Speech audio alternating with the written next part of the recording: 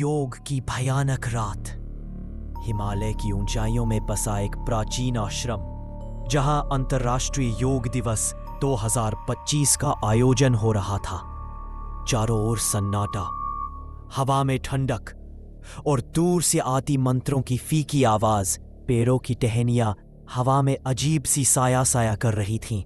अचानक एक ठंडा झोंका आया और आश्रम के पुराने लकड़ी के दरवाजे पर लगी घंटी अपने आप बज उठी, मानो कोई अनदेखी शक्ति वहां मौजूद हो जो इस शांत जगह को अपने काले साए में लेने वाली थी। 2025 का अंतर्राष्ट्रीय योग दिवस मुंबई के मशहूर योग गुरु आचार्य वेदांत ने हिमालय के एक सुनसान आश्रम में 3 दिन का योग शिविर आयोजित किया था। ये जगह अपनी आध्यात्मिक शक्ति के लिए जानी जाती थी, लेकिन कुछ लोग कहते थे कि यहाँ की हवा में कुछ अनोखा और डरावना भी था। फिर भी देश विदेश से लोग आए। इनमें थे आरव, एक युवा पत्रकार जो योग को सिर्फ एक ढोंग मानता था, और मीरा, एक आध्यात्मिक साधक जो हर चीज में ऊर्जा महसूस कर सकती थी। बाकी कुछ लोग भी थे, कोई उत्साहित, कोई जिज्ञासु। पहला दिन शांतिपूर्ण था। सुबह की सूर्य नमस्कार, दोपहर की प्राणायाम और रात की ध्यान साधना। लेकिन जैसे ही सूरज ढला, आश्रम का माहौल बदलने लगा। हवा में एक अजीब सी गंध फैल गई और कुछ लोगों को लगा कि कोई उनके कानों में फुसफुसा रहा है। आरव ने हंसते हुए कहा, "ये सब थकान का नतीजा है। पहाड़ों में ऐसा होता ही है।" लेकिन मीरा की आंखों में चिंता थी। उसने धीरे से कहा, "यहां कुछ ठीक नहीं है।" दूसरे दिन सुबह योग सत्र शुरू हुआ। सब लोग सांस लेने और छोड़ने में मग्न थे। तभी एक लड़की, पिया, चीख उठी। उसने कांपते हुए बताया, "मुझे लगा कोई मेरे पीछे खड़ा है।" उसकी सांसें मेरे कंधे पर महसूस हुई। पीछे मुड़कर देखा तो वहां कोई नहीं था। आचार्य वेदांत ने उसे शांत किया और कहा, "यह मन का भ्रम है, योग से मन शांत होगा।" लेकिन मीरा ने देखा कि आश्रम के कोने में एक काला साया हिल रहा था। उसने आरव से कहा, "तुम्हें भरोसा न हो, पर यहां कोई है।" दोपहर को एक और घटना हुई। एक प्रतिभागी राहुल सत्र के बीच में अचानक बेहोश हो गया।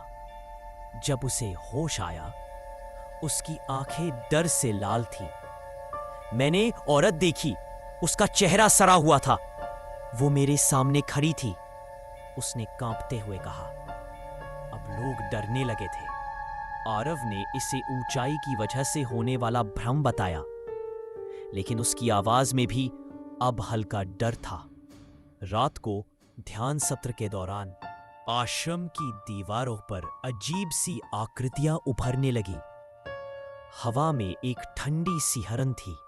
मीरा ने आचार्य से कहा, "हमें यहां से जाना चाहिए, ये जगह शापित है।" लेकिन आचार्य ने हंसते हुए कहा, "ये सब योग की शक्ति है। हमारी साधना हमें और करीब ला रही है।" तीसरा दिन, अंतर्राष्ट्रीय योग दिवस का मुख्य दिन। सुबह का सत्र शुरू हुआ, लेकिन कुछ ही देर में आश्रम का माहौल पूरी तरह बदल गया। आसमान पर बादल छा गए और हवा में एक भयानक गंध फैल गई। अचानक आश्रम की दीवारों से खून टपकने लगा। लोग चीखने लगे। एक भयानक हंसी हवा में गूंज उठी और आश्रम के दरवाजे अपने आप बंद हो गए। मीरा चिल्लाई, "मैंने कहा था, ये आश्रम किसी कब्रिस्तान पर बना है। हमारी योग साधना ने यहां की आत्माओं को जगा दिया।" आरव अब भी यकीन नहीं कर पा रहा था, लेकिन जब उसने देखा कि एक काला साया आचार्य के पीछे खड़ा है, उसका चेहरा पीला पड़ गया। आत्माएं अब हर तरफ थीं। एक प्रतिभागी को अदृश्य हाथों ने हवा में उठा दिया और दीवार पर पटक दिया। दूसरा कहीं गायब हो गया। आचार्य वेदांत ने मंत्र पढ़ना शुरू किया, लेकिन आत्माएं और गुस्से में आ गई। उनकी चीखें आश्रम में गूंज रही थीं। मीरा ने आश्रम के पुस्तकालय में एक पुरानी किताब देखी थी।